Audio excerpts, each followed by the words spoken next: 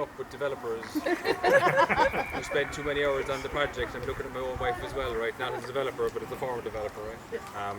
But it's really important because this project for me started out as just a kind of an idea in the back of my mind. So those two young fellas are the reason that we're all here today. Exactly.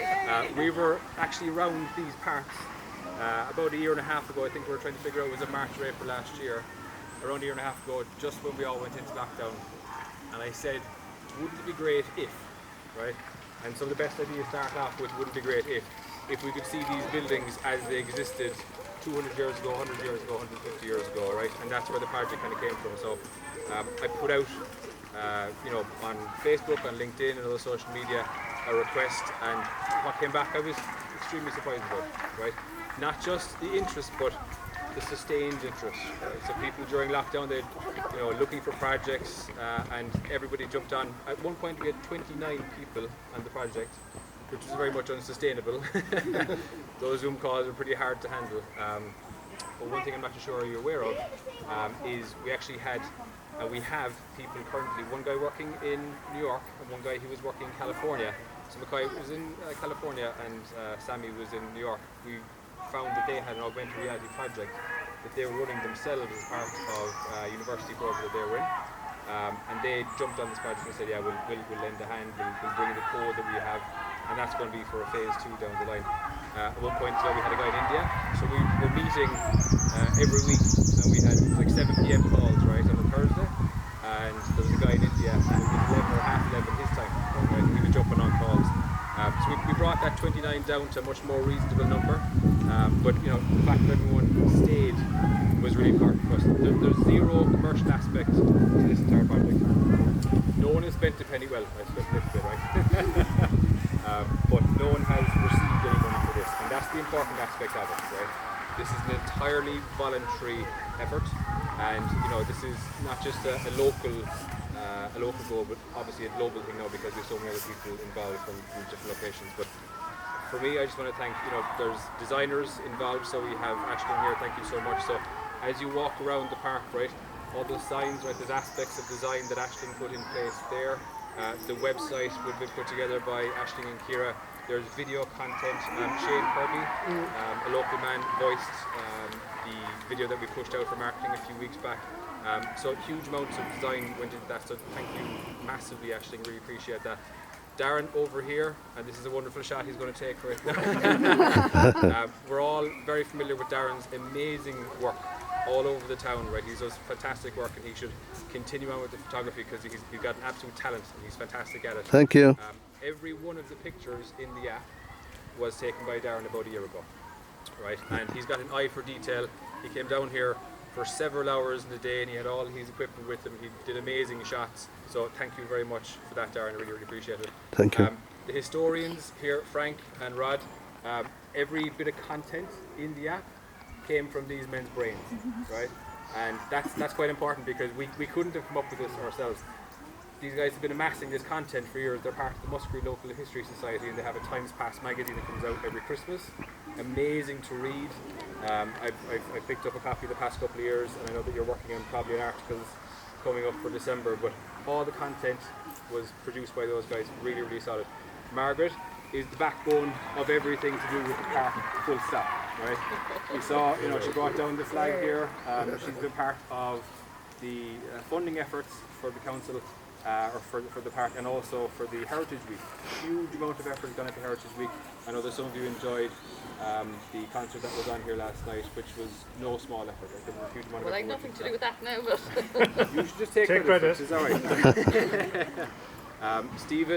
Stephen, every single time, so Stephen works for the council. Every single time we have gone to Stephen with any request whatsoever, there's not one single word I don't think is in his language. It's no, right?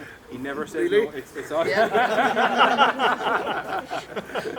Well, maybe I have the magic touch. I'm not too sure, right? But Stephen has made it very easy for us to take this voluntary project and bring a physical aspect of it into the park. Right? So those signs that you see over there, there's one of them by the Incorporating Mills. There's 14 others that are around the park, right? And a huge amount of effort went into putting them in the right location. We're looking at heights and sizes and all that kind of stuff. And it's very, very important that they were there. And working out the details with you has been fantastic, and all the efforts that you guys are putting through in the next couple of months, right? Including, I'm not too sure is it public knowledge, but talking about toilets in the future, that kind of thing that will help get more people using the app, because we spoke to teachers in different schools and they said, I'm not about to bring 30 school children down to the park with no toilet facilities. So all the efforts that the City Council are putting in are going to make a massive difference to us, right? And then just looking around, so Sarah has been on board as well from the very beginning, massive support there, thank you so much. Emer as well.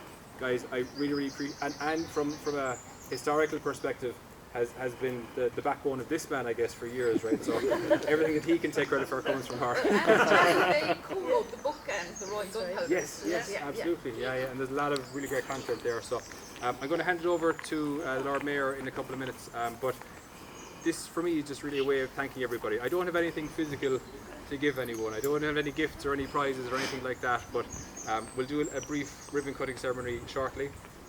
We have a couple of boards there we're going to use, but I really want to thank everyone for this effort, right? And this is just the beginning, right? This is phase 1. Phase 2 will be augmented reality, pulling other buildings into the project, etc. So as we go into the autumn, we start to think about kind of winter months and the evenings. I'll be calling on all of you again to jump on Zoom calls and continue on, right? So thank you for everyone that's here today. But there's other people that weren't able to be here, so obviously the Americans, we're not going to be flying them over, right? You've truly sent her apologies. She had a family event, the Heritage Officer. No problem. I was on to there yesterday. Yeah. And then Kira as well, Kira and Gary from the developer side, and Kevin as well. So Aoife from a legal counsel perspective, we've had lots of people help us in multiple ways. So with that, I'm just going to say thank you all. I really appreciate it. While it was a small idea, it just grew arms and legs and wings and feet in ways that I wasn't thinking it would. So we'll continue on, and thank you so much. So with that, I'll just hand over to Lord Mayor. Well done, Sue. Thank you very much, David. It's a great honour for me to be here in the regional park in Powdermills, my hometown. I can remember vividly when this was in its prime, back when it was under the park was under the care of the County Council, and I believe that as an interpretive centre and as an idea, it was beyond its time. It came too soon. Commercially, Ballincollig was still a village at that point in time. We still had the army barracks. We didn't have the big developed square that we have on the right hand side of the village. Now as you go up, everything was on the left hand side. You had 4 or 5 housing estates in Ballincollig, and it came too soon. If it was launched today, I'd have no doubt it would be an amazing commercial success. I put down a motion in council prior to becoming Lord Mayor in relation to, I spoke with you in relation to this as well, about getting the council to look at possibly, bringing it back into its prime, because we have cruise ships, obviously post-COVID, and COVID is over, they're docking in Cove all summer long, and they're getting on a bus and they're going up to Limerick and they're going out to Killarney and they're passing our doorstep here. And the historical aspect of the gunpowder mills, the wild gunpowder mills, dates back centuries. It's almost as old as the chain I have around my neck, which is, it actually probably predates it, because this is 1787, so 234 years old. The gunpowder that was produced here, as ye all well know, was provided the British Navy with ammunition during the Napoleonic Wars. It was one of the largest in Europe at the time. And I can remember as a young fella, before, from Rosewood coming at this would have been the local access, the GAA point of things, and going down into the rooms, into the amphitheatre and the whole lot. And look, maybe straight in front of you, we did some misbehaving as young fellas down there as well. But, I think that's a rite of passage when you grow up in Ballincollig, So you go down to the rooms. Ballincollig as a town has experienced exponential growth over the last, 25, 30 years. I know Emer and the Business Association, even the pivotal driving force in branding Ballincollig and getting the businesses on board and stuff like that. But I know there's a great community spirit in Ballincollig. And I think it's actually there's community spirits no matter where you go. And as Lord Mayor, I've been all over the city. And it's, whether it's Cumangron or up the Han or up the village, there's a community spirit wherever you go. And that's very endearing. But I may be biased because I'm from Ballincollig, but I think ours is a bit better. to be quite honest with you. And I know, David, you're not a Ballincollig man. Or a Cork man. You know, or a Cork man. We won't hold it against you. But, you know, you're all familiar with Hitler's, the pub up the road, Healy's. And I was in there a number of years ago, and it was Dan Lord, and Lord rest his soul, he passed away recently. Dan was sitting up at the bar, and he was having a conversation with another fella. And the other fella would have been what's called Old Ballincollig. Now, I'm from Ballincollig, but I'm not Old Ballincollig. And if you're Old Ballincollig, it's a kind of, you know, a hierarchy. You're slightly above those born in Ballincollig. Absolutely. He was having a row with Dan at the bar, and he said, "You're not Ballincollig at all." And I said, "You're only from Macroom." Dan was living in Ballincollig for nearly 50 years at this stage. And she goes, "You're not from Ballincollig at all, you're only from Macroom." And Dan fired back at him and said, "Sure, what were you doing?" He goes, "Well, we were fighting them, you were feeding them." So, on behalf, I suppose, in my capacity as your local councillor, but as in my capacity as Lord Mayor of the City, I'd like to confer upon you for your efforts an honorary status of an honorary Ballincollig man. Woohoo! And no one can take that away from you, all right? So you're very welcome. You heard it here first. Exactly. No, look, and I'd like to thank Stephen and, you know, the Arts Committee and everyone, and, you know, everyone that's here and everyone that's put their shoulder to the wheel, pardon the pun, in relation to getting this up off the ground. I know, David, you contacted the local ward councillors during the lockdown. As you said, you were walking around here with your young fellas. It was an idea that came to the back of your head. But ideas, you know, blossom from somewhere, and this is snowballed, obviously, you know. Yeah. And in conjunction with Cork City Council, you know, they're very supportive of it.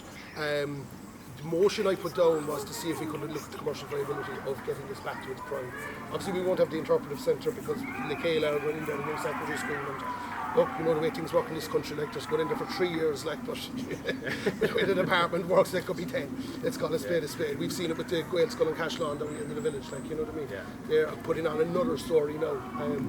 And, you know, as a council, and I suppose the department are actively looking at sites to provide a permanent, you know, place for them. So, that being said, it does cost a substantial amount of money. And you said, Stephen always says yes. I've heard plenty of stories of you saying no inside. Although Sean Martin would say different, no, to be fair. Like. Sean's a great supporter of yours. No. Lord Mayor, that all the content is all down at Spike Island, isn't it? It is. It's all been preserved. It's all been preserved on Spike Island. And look, it wasn't commercially viable. It didn't work. It was before its time. The movie company or studios went in there for a while, then it was lying idle. It's great to see now that it is being utilised. I know plenty of people contacted me in relation to, could we put a cafe in there, could we do this? I know the GA themselves were looking at it. And the Ballincollig school, there was issues with the foul in relation to the storage, and that's how we've ended up with the school in there. Right. So the other side of the coin is what you're doing here. There's massive credit due to all of you because you're not getting a penny for it. You're doing it for the love of it. And this is very historic because it predates the state, it predates the council, it doesn't predate Cork City Council, but it predates Cork County Council. Yeah. And the history down here for so long was neglected and lost. And as you said to me on the way in, is some in America, and like they went to Ohio and Wyoming and exactly, and stuff like so that. Like all the skills that came from here, people went off exactly to different parts of the States, and now they have St. Patrick's Day Parade. Parade. St. Patrick's Day Parade over from people from Carrigrohane and Ballincollig. Yeah. You know, so there's massive history here. I think it's only starting. It's like anything. It's like a flower. If you nurture it and water it, it will grow. But on behalf of Cork City Council and on behalf of myself as your local councillor, but on behalf of Ballincollig also, because I'm very proud of where I come from, and you should be too now that you're from Ballincollig. I am, exactly. You know, I'm a local man. Yeah, you're a local man. Don't let anyone tell you any different.